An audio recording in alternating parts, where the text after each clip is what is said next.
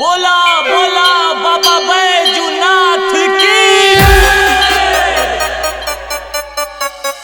हर हर Mahadev.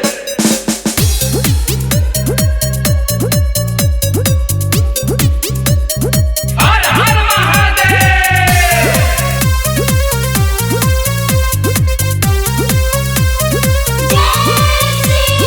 Sunday के book हम कैले बानी गाड़ी देवघर जाए के धनी कल तैयारी। पापा संगे मम्मी भौजाई जात बारी गेरुआ कलर के एगो किन लना साड़ी। होई गुड फील जी शिव जी से मिल जी भोला जी के संगे हम बनाएं पिया रील जी। संडे के बुक हम कैले बानी गाड़ी देवघर जाए के धनी कल तैयारी। पापा संगे मम्मी भौजाई जात बारी गेरुआ कलर के एगो किन लना साड़ी। होई गुड फील जी शिव जी से मिल जी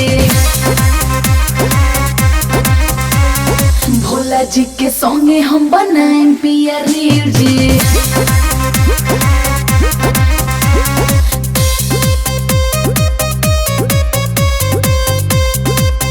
Music by Prince Pawan. बोला हर हर महादेव। मनवा के साथ मोर पुर जाए जी पाके दर्शन जिया जुड़ जाए जी। भोला जी के भक्ति में रम जाना हो गेरुआ कलर में पूरा रंग जाना हो। होई गुड फील जी शिव जी से मिल जी भोला जी के संगे हम बनाएं पिया रील जी। संडे के बुक हम कैले बानी गाड़ी देवघर जाए के धनी कल तैयारी। पापा संगे मम्मी भौजाई जात बारी गेरुआ कलर के एगो किन लना साड़ी। होई गुड फील जी शिव जी से मिल जी भोला जी के संगे हम बनाएं पिया रील जी।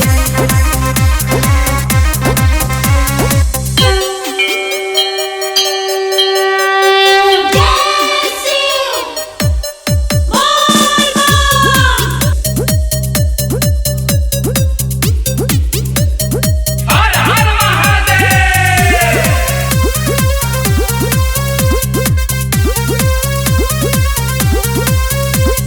भनिया धतूर रवा आन दे जे पिया प्रिंस पवन बात मान ले जे। गौतम से गंगा जल मंगाइली हो शारदा से शिव के चढ़ाई दी हो। होई गुड फील जी शिव जी से मिल जी